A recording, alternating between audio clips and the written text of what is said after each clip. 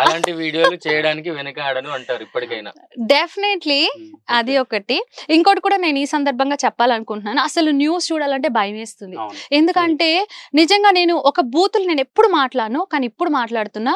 ఒక మగాడు అంటే అచ్చ తెలుగులో చెప్పాలంటే వాడు మగాడని నేను అనను. ఒక అమ్మాయికి ప్రొటెక్ట్ గా ఉండు అంటే ఇప్పుడు ఒక మదర్ కి సిస్టర్ కి ఎలా కేర్ చేస్తారో అట్లా నిజంగా న్యూస్ చూస్తుంటే భయమేస్తుంది. ఉయ్యాల్లో పిల్లల్ని కూడా రేప్ చేయడం, చిన్న చిన్న పిల్లలకి రేప్ చేయడం, ఆడవాళ్ళకి రేప్ చేయడం, రేప్ చేసి చంపేయడం. అసలు ఏంట్రా మీరు మగాళ్ళేనా? నిజంగా ఒక మగాడంటే ఏంటో చెప్పనా?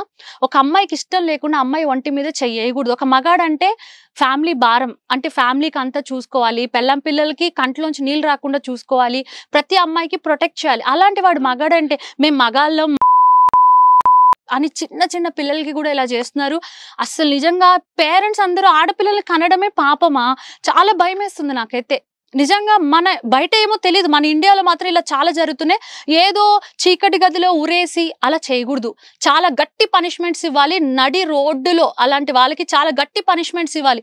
ఇంకోసారి ఏ నా కొడుకైనా పిల్లల జోలికి వెళ్ళాలంటే గనక ఇలా వనకాలన్నమాట. ఇప్పుడు ఈ టాపిక్ పైన వస్తే రీసెంట్ గా నంద్యాల దగ్గరలో ఒక 3rd క్లాస్ అమ్మాయి పైన 6th and 7th క్లాస్ అబ్బాయిలు 3rd క్లాస్ అమ్మాయిల్ని రేప్ చేసి చంపేసి కెనాల్లో పడేసారని చెప్పి అన్నారు. సో దానిపైన మీరు అబ్బాయిల్ని ఏం చేస్తే బాగుంటుంది అంటారు? అండ్ వాళ్ళకి అట్లాంటి ఆలోచనలు రావడానికి కారణాలు ఏంటంటారు? వాళ్ళు ఒకవేళ అట్లాంటి ఆలోచనలు రావడానికి కారణాలు ఏవైతే అంటే ఇప్పుడు వాళ్ళు ఫోన్లో వీడియో చూడడం కానీ అట్లయితున్నాను అలాంటి కారణాలు ఉంటాయి. వాళ్ళకి అసలు అలాంటివి తెలియకపోవచ్చు ఆ ఏజ్లో. సో అట్లాంటి వాటికి మీ వీడియోస్ కూడా ఒక కారణమై ఉండొచ్చు. ఎందుకంటే వాళ్ళు అనేది ఇప్పుడు ఎప్పుడు వాళ్ళు తెలుసుకోలేరు, బయట తెలుసుకోలేరు. వాళ్ళు వీడియో చూస్తేనే, వాళ్ళు ఫోన్లో కానీ వెబ్సైట్లో కానీ ఎక్కడైనా చూస్తేనే తెలిసాయి. సో అట్లాంటి వాళ్ళకు మీ వీడియోస్ ప్రేరేపితమని అనుకోవచ్చు. నేను ఒకటి చెప్తాను. మనకి పాతకాలం నుంచి అమ్మమ్మ తాతవులు అక్కడ చెప్తారు, మనం చికెన్ తిన్నాం కదా అని బోన్స్ మెల్లో వేసుకుని తిరగకూడదు. అలాగే నేనేమంటానంటే ప్రతి మొగుడు పెళ్ళం కాపురం చేసుకుంటారు, ప్రతి లవర్స్ పెళ్లికి ముందే ఎవ్వరు వర్జిన్ కాదు ఈ రోజుల్లో. అలా అనేసి అందరు చూస్తుండగా చేసుకోరు కదా అంటే మన ఇండియాలో. అలాగే ఇప్పుడు ఏదైనా కొద్దిగా సీక్రెట్ గా చేసుకుంటారు. అలాగే ప్రతి అబ్బాయి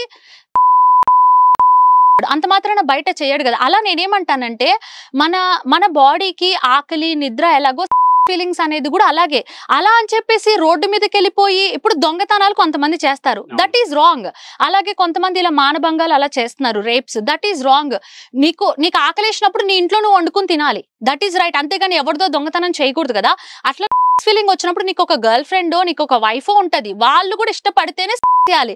అంతేగాని ఎవరెవరికో చేసేస్తే ఇప్పుడు మనం కుకింగ్ వీడియోస్ చేస్తాము అంటే ఇలా మీరు వండుకుని తినండి అంటే ఇప్పుడు నేను చెప్పేది ఏంటంటే మీ వైఫ్ తోనో గర్ల్ ఫ్రెండ్ తోనో ఇలా రొమాంటిక్ గా అని. అంతేగాని ఎవరినో వెళ్ళేసి అలాంటి వాటికి నేను ఎప్పుడు కూడా అసలు అలాంటి వాటికి నేను చాలా ఖండిస్తా. ఇప్పుడు నా దగ్గరికి కొన్ని కాన్సెప్ట్స్ వస్తాయి, కాన్సెప్ట్స్ వచ్చినా కూడా నాకు ఏదైనా అంటే ఒక నియమ నిబంధనలు అంటారు కదా, నేను ఎంత పాన్ చేసినా నాకు కొన్ని నియమ నిబంధనలు ఉన్నాయి. అంటే ఒక రిలేషన్ కావచ్చు, ఏదైనా కావచ్చు, నేను చాలా పాటిస్తాను అన్నమాట. మీరు చెప్పిందంతా కరెక్టేనండి. కానీ ఆ ఏజ్ లో ఆ పిల్లలకు తెలియదు కదా ఇది పెద్దవాళ్ళే చేయాలి, వాళ్ళకి ఇష్టం ఉంటేనే చేయాలి. అసలు ఇలాంటి వీడియోలు చేయకపోవడం బెటర్ కదా మరి. నిజంగా అండి, చిన్న పిల్లలకి కానించి తల్లిదండ్రులు కూడా చెప్పాలి. మగపిల్లలు అనగా ఇళ్లలో చాలా మటుకు ఆడపిల్లే అన్ని పనులు చేయాలి, మగపిల్లోడు అంటే ఇలాగా, వాడు ఏం చేసినా పేరెంట్స్ అనేది చెప్పాలి. మగపిల్లోడు తప్పు చేసినా చంప దెబ్బ వేయాలి, వాడికి ఒక భయం ఉండాలి. మన ఇంట్లో కూడా ఆడపిల్లలు ఉన్నారు, నీ అక్క నీ చెల్లి కూడా ఉన్నాడు, వేరే వాడు ఎవడైనా నీ అక్కనో నీ చెల్లినో ఏదన్నా అంటే నీకు ఎట్లా కోపం వస్తుంది, ఎదుటి పిల్లని కూడా నువ్వు అలాగే గౌరవించాలి అనేది చిన్నప్పటి నుంచి పేరెంట్స్ ప్రతి మగాడికి నేర్పించాలి.